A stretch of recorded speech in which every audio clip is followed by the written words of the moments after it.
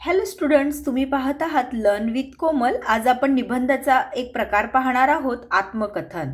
आत्मकथनमध्ये आज आपण काय पाहणार आहोत? नदीचे आत्मकथन. नदीचे आत्मकथन म्हणजे काय की नदीच्या जे काही व्यथा आहेत, काही सुख आहेत, दुःख आहेत, ते नदी आज आपल्याला सांगणार आहे. आपल्या समोर तिचं मन मोकळं करणार आहे. तर चला तर मग पाहूया की नदी आपल्याला काय म्हणते आहे.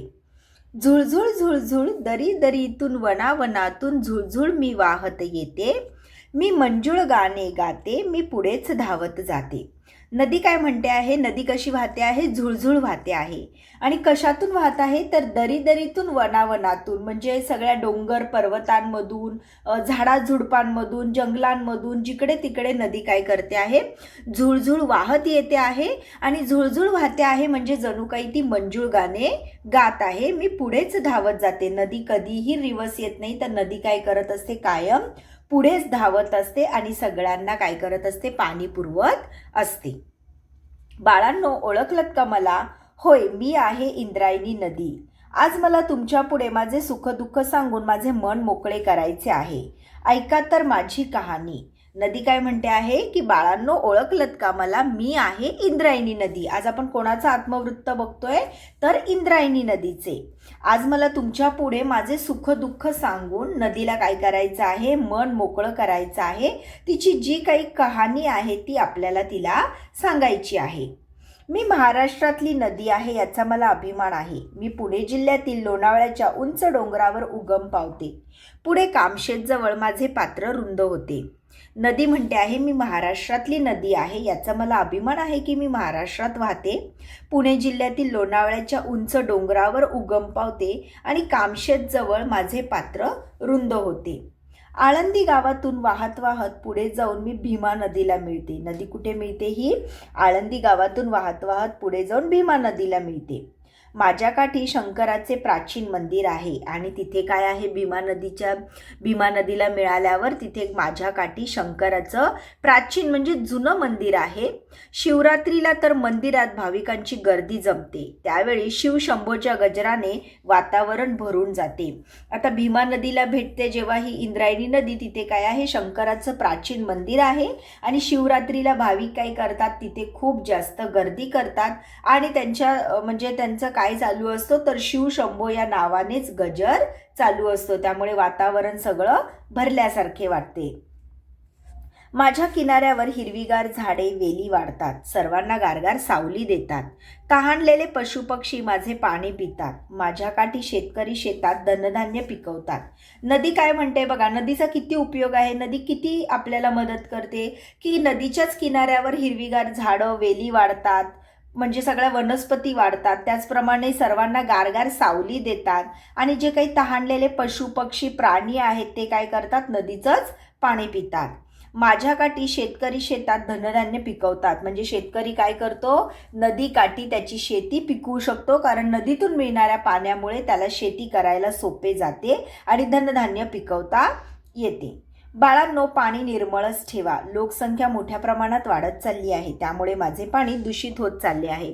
आता ही नदी काय म्हणते आहे की पशुपक्षी पाणी पितात, शेतकरी शेती करतो, मग त्यामुळे काय करा बाळांनो? पाणी माझं निर्मळ ठेवा. कारण जसजसं लोकसंख्या वाढत चालली आहे, प्रदूषण वाढत चाललं आहे, त्याप्रमाणे माझं पाणी देखील काय होत चाललेलं आहे? दूषित होत चाललेलं आहे, असं नदी आपल्याला सांगते आहे. माझ्या तीरावर अनेक गावे वसली आहेत. आता बघा मुलांनो, जी काही वस्ती निर्माण झाली सुरुवातीला, पंचमहाभूतांमध्ये जी वस्ती निर्माण झाली ती सुद्धा देखील काय झाली होती? नदीच्याच किनारी वस्ती ही निर्माण झाली होती. कारण वस्तीमध्ये म्हणजे जेव्हा नदीत काय मिळतं आहे? मेन आपल्याला पाणी मिळतं आहे, जी काय आहे? सगळ्यांची गरज आहे. त्यामुळे नदी काय म्हणते आहे की माझ्या तीरावर म्हणजे माझ्या नदीच्या काठावरच अनेक गावे वसली आहेत.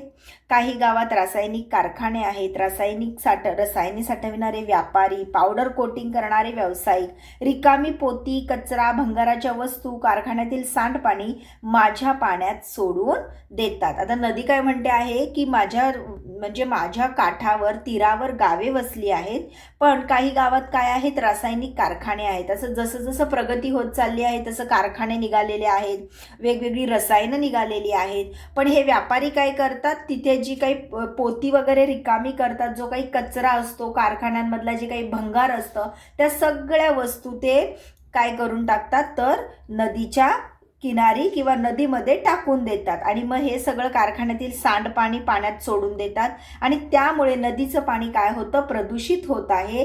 याची मला खंत वाटते. म्हणजे नदी म्हणत आहे की हे जे काही माझंच पाणी पशुपक्षी पितात, शेतकरी माझ्याच पाण्यावरती शेती करतो, त्याचप्रमाणे वस्ती माझ्याच किनारी वसलेली असते, तरीसुद्धा लोक सांडपाणी, कारखान्यातील घाण पाणी, रसायनं, हे जे काही केर कचरा आहे, भंगाराच्या वस्तू आहेत, हे काय करतात, नदीत सोडून देतात आणि मग मी काय होते, प्रदूषित होते. याची मला खंत वाटते आहे. म्हणजे याचं मला खूप वाईट वाटतं आहे. आठवतात ते पूर्वीचे दिवस, गतकाळाच्या मधुर स्मृती मनात रेंगाळत राहतात. माझ्या काठी श्री क्षेत्र आळंदी हे देवस्थान वसले आहे. आणि मग नदी काय म्हणते आहे, मला पूर्वीचे दिवस आठवतात, भूतकाळ आठवतो की जिथे माझ्या श्री क्षेत्र म्हणजे माझ्या नदीच्या काठी आळंदी हे देवस्थान वसले आहे. श्री संत ज्ञानेश्वर महाराज व त्यांची भावंडे येथे राहत होती. कुठे राहत होती, इंद्रायणी नदीच्या तिथे कोण राहत होते, तर श्री संत ज्ञानेश्वर महाराज आणि त्यांची भावंड राहत होती. या सगळ्या गतकाळाचं, पूर्वीच्या काळाची नदीला फार आठवण येते. आणि संत ज्ञानेश्वर महाराज आणि त्यांची भावंड राहत असल्यामुळे या स्थळांना काय झालेलं आहे, धार्मिक महत्त्व प्राप्त झाले आहे. पंढरपूरला आषाढी वारीला जाणाऱ्या वारकऱ्यांचा मेळा येथे भरतो. म्हणजे पंढरपूरला आषाढी वारी जी करतात, जे वारकरी असतात, त्यांचा मेळा भरतो. म्हणजे सगळे वारकरी तिथे काय असतात, गेलेले असतात. या काळात घाट व परिसर वारकऱ्यांच्या गर्दाने भरलेला असतो. या काळात काय असतो, सगळ्या घाटांनी आपण बघतो वारकरी विठुरायाच्या नामाचा गजर करत चाललेले असतात. विठ्ठल विठ्ठल अशा नामघोषाने अवघा परिसर दुमदुमून जातो. आणि जो तो विठ्ठलाच्या नावाचा गजर करत काय करत असतो, घाट चढत असतो, पंढरपूरला वारीला निघालेला असतो. त्यामुळे तो सगळा परिसर दुमदुमून गेलेला असतो. येथे संतांनी भक्तिरसाने भरलेले अभंग, ओवी यांची रचना केली. मराठी भाषेला चांगले दिवस प्राप्त होऊ लागले. वारकरी भक्ती संप्रदायरूपी इमारतीचा भक्कम पाया संत ज्ञानेश्वरांनी, ज्ञानदेवांनी रचला. काय म्हटलेलं आहे की येथे भक्तिरसाने भरलेले अभंग, परत अजून काव्यपंक्ती, ओवी यांचीच रचना ऐकायला मिळते. आणि मराठी भाषेला चांगले दिवस प्राप्त होऊ लागले असले, त्याचप्रमाणे वारकरी भक्ती संप्रदाय इमारतीचा भक्कम पाया देखील कोणी घातलेला आहे, संत ज्ञानदेवांनी.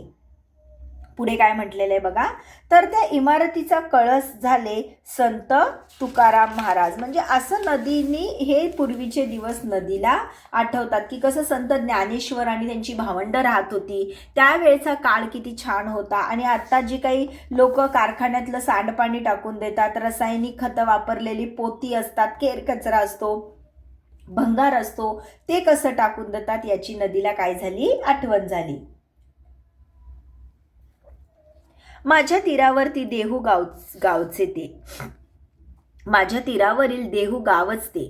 त्यांनी अभंग ठरलेली अभंग रचना केली. अभंग ठरलेली अभंग रचना केली. संत ज्ञानेश्वर महाराजांचे समाधी मंदिर माझ्या काठच्या आळंदीला आहे. नदी काय म्हणते की संत ज्ञानेश्वर महाराजांनी जिथे समाधी घेतली त्या आळंदीला काय आहे, मी आहे. ते पवित्र तीर्थक्षेत्र आहे. आता संत ज्ञानेश्वरांनी तिथे काय केलेलं आहे, समाधी घेतलेली आहे, म्हणून ते काय झालेलं आहे, तिथलं आता पवित्र तीर्थक्षेत्र आहे.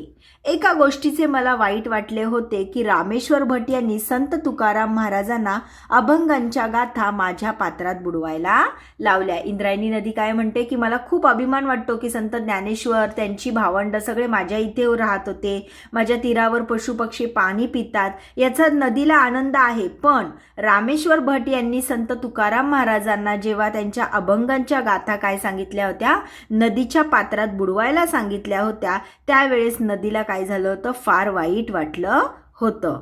मात्र त्यांच्या आत्मिक सामर्थ्यामुळे त्या तरल्या, त्या बुडल्या नाहीत, तर त्यांच्या आत्मिक सामर्थ्यामुळे तुकाराम महाराजांच्या अभंगाच्या गाथा काय झाल्या, त्या तरल्या म्हणजे तरंगत राहिल्या. त्यावेळी माझ्या आनंदाला उधाण आले होते, मला फार आनंद झाला होता, असं नदी आपल्याला सांगते आहे. बाळांनो, पूर्वी जशी अमृता समान संतवाणी येथे रचिली गेली तशी मराठीत साहित्य सेवा झाली पाहिजे असे मला वाटते. म्हणजे इंद्रायणी नदी आपल्याला काय रिक्वेस्ट करते आहे की बाळांनो, पूर्वी जशी अमृता समान संतवाणी काय झाली होती, येथे रचली गेली होती, त्याप्रमाणे मराठी साहित्य सेवेला देखील इथेच रचलं जावं अशी तिची इच्छा आहे.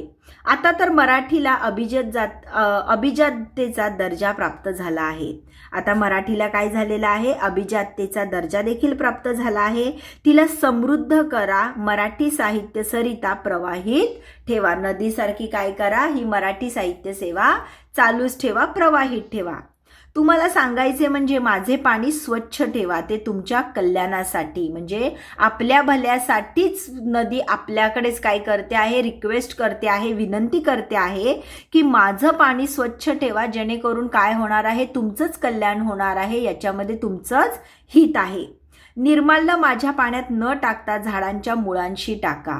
निर्माल्य म्हणजे मुलांनो, जे आपण देवाला हार वगैरे घालतो, पुन्हा मग ते हार आपण काढून टाकतो, तर ते काय करतात लोक, सर्रास नदीच्या पाण्यात टाकून देतात. तर ते तसं न करता त्याच्याने काय होतं, नदीचं पाणी दूषित होतं, जे सगळ्यांसाठी, पशु प्राणी पक्षी सगळ्यांसाठी फार घातक आहे. तर निर्माल्य नदीच्या पाण्यात न टाकता एखाद्या झाडाच्या मुळांशी टाकावे, जेणेकरून काय होणार आहे, वृक्ष संवर्धन होणार आहे. वृक्ष संवर्धन करा, प्रदूषण टाळा, मग मी आनंदाने म्हणत राहीन, वाहते सुनिर्मल मी सरिता.